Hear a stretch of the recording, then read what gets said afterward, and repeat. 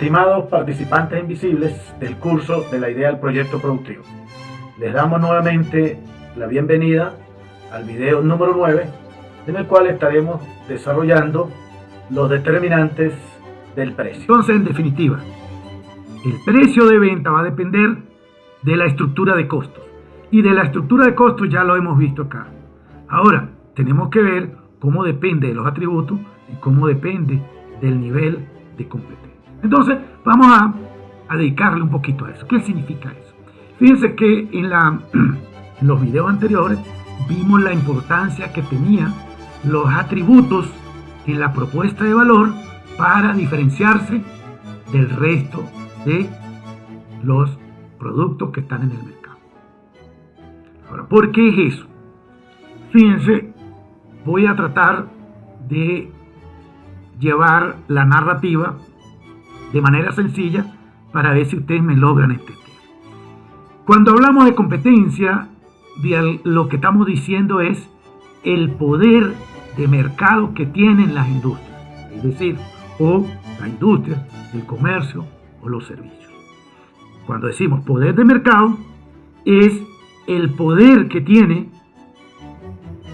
el suplidor del servicio o del bien para fijar el precio. Porque el precio lo fijan entre dos. Lo fija por un lado el productor o el proveedor del servicio y por el otro lado el consumidor. Es decir, hay dos y ambos tienen intereses diferentes. El productor quiere el precio más alto por su producto y el consumidor quiere comprar el producto al menor precio. Entonces siempre están en conflicto. ¿Okay? Pero la estructura de mercado determina quién es el que tiene más fuerza. Si el lado del proveedor del servicio o el productor del bien, es decir, si del lado del vendedor o del lado del comprador. Y eso lo clasificamos en estructura de mercado.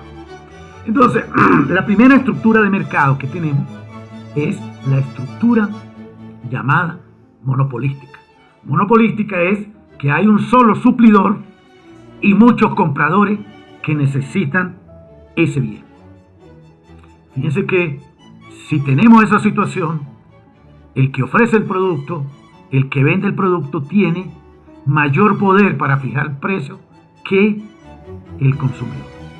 Y en ese caso le decimos que es un monopolio y por lo general el monopolio es el monopolio puro, el monopolio de una sola empresa. Es básicamente el que logra definir, el que logra posicionar el precio más alto.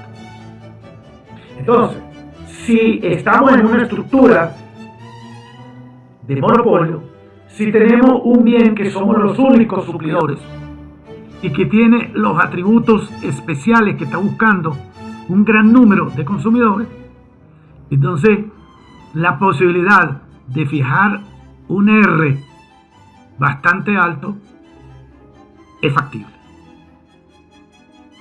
Pero probablemente eso no es temporal. ¿Por qué? Porque si nosotros tenemos un monopolio que le va muy bien y que tiene una tasa de retorno sumamente alta, probablemente superior a todas las posibles alternativas de inversión, hay la posibilidad de que entren nuevos productores. Y si entran nuevos productores con el mismo producto, con un producto homogéneo, entonces vamos a ir a una estructura llamada oligopolio. Es decir, son como monopolios del mismo producto, o sea, son firmas del mismo producto, pero bastante grandes. Y lo que va a ocurrir es que a medida que van entrando más firmas, el precio va a disminuir. Entonces, ¿qué es lo que ocurre? ¿Qué es lo que quiero ver acá? Que observen ustedes que cuando estoy en el emprendimiento, necesito ver en qué sector de la producción estoy. Es decir, en la industria, en servicios.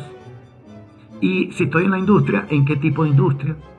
En la industria de alimentos, en la industria de servicios de internet, ¿verdad?, de elaboración de productos para servicios de Internet.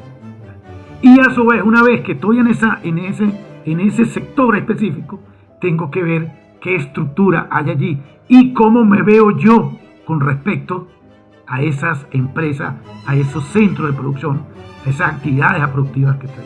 Me veo como un único proveedor que tengo un producto con los atributos que la gente está buscando, que está dispuesta a pagar, pero que nadie más lo tiene. Entonces me puedo caracterizar con un poder monopólico temporal.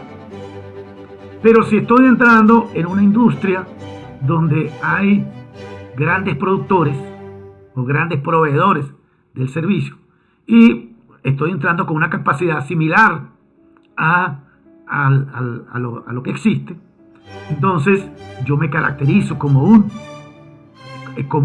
participar en un mercado oligopolio. Y los mercados oligopolios evidentemente definen precios muy inferior al monopolio puro.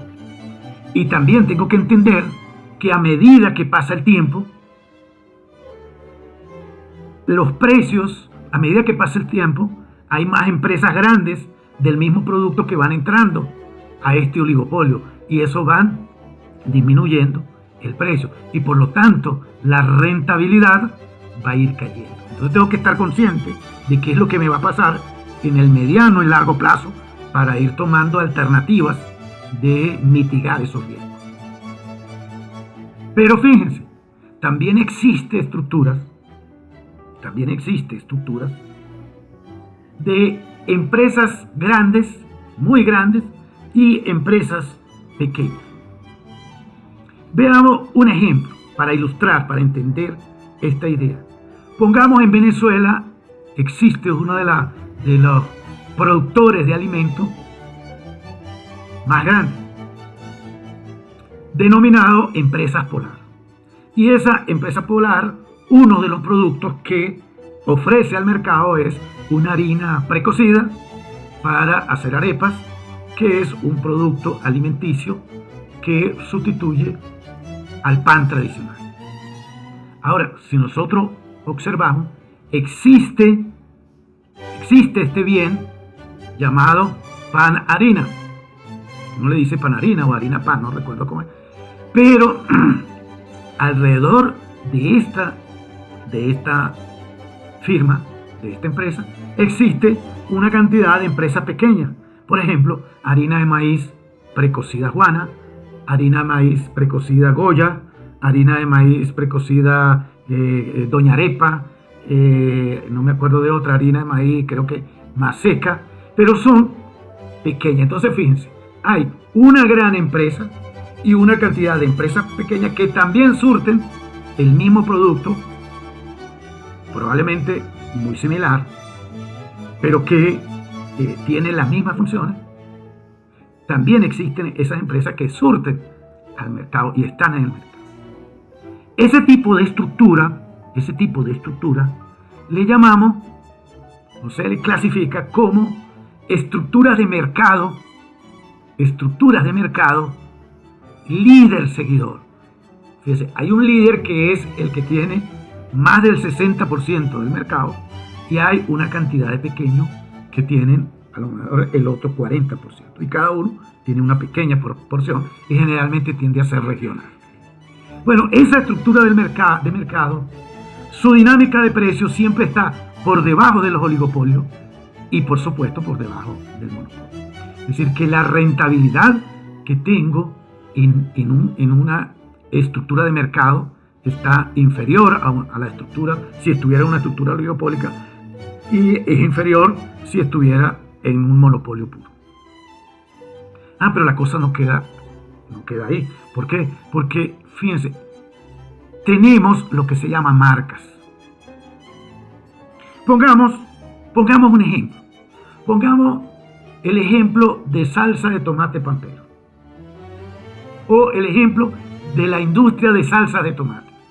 Fíjense, la industria de salsa de tomate tiene una estructura de mercado que está organizado en marcas. Entonces tenemos salsa de tomate Pampero, salsa de tomate Heinz, salsa de tomate Ketchum, otra serie de marcas. Y a diferencia de todas las estructuras de mercado que hemos visto, cada una de estas marcas tiene casi la misma porción de mercado, de clientes. Y cada marca es un monopolio. Fíjense que cada marca es un monopolio. ¿Y qué es lo que ocurre? Que como hay muchas marcas, es imposible tener poder de fijar precios.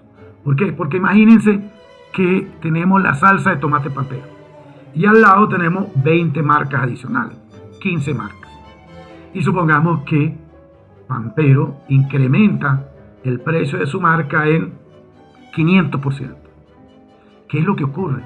Que es muy sencillo para el consumidor sustituir ese producto porque tiene alrededor 15 productos. ¿Y qué es lo que va a hacer?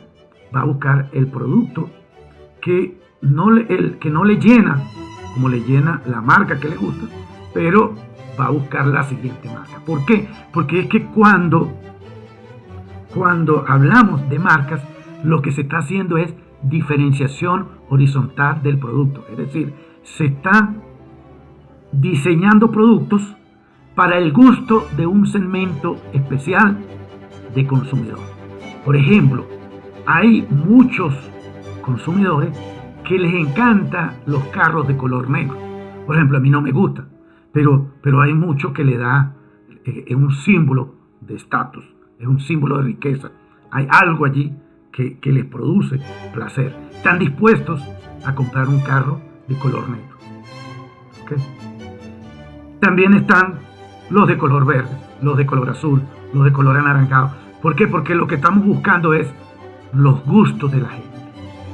Y esta estructura de mercado es la menos que tiene poder para marcar precios, para fijar precios. Entonces, fíjense, aquí he tratado de introducir la idea de cómo el precio depende, por un lado, de los costos como el componente mínimo y por el otro lado, por la estructura de mercado.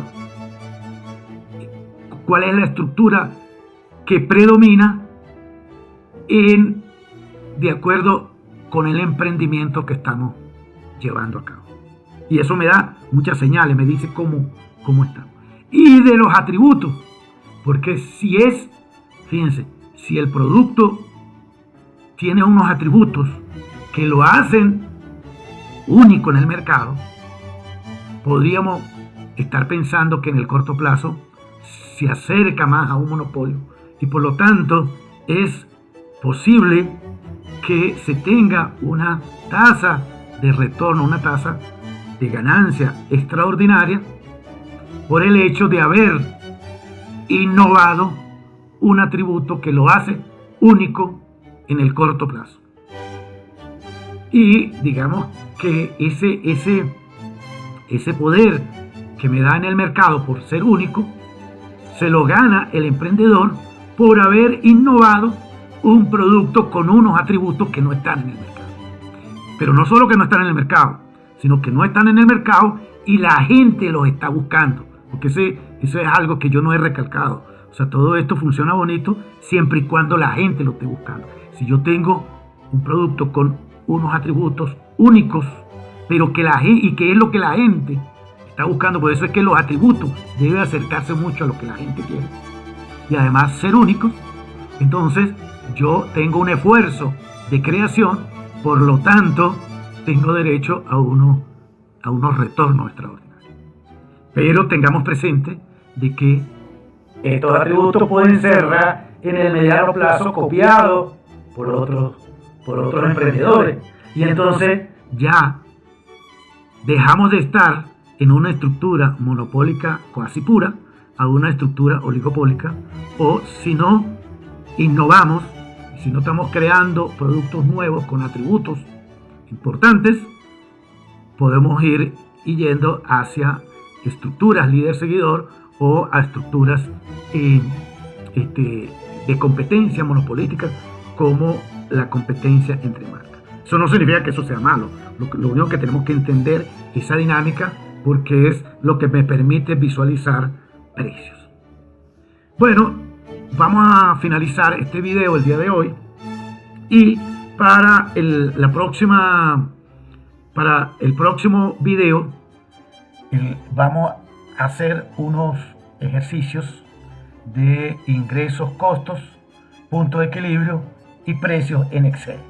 Un poco para practicar, para darles una idea numérica cómo hacemos esto, y para introducir también el concepto del IVA. Bueno, muchas gracias.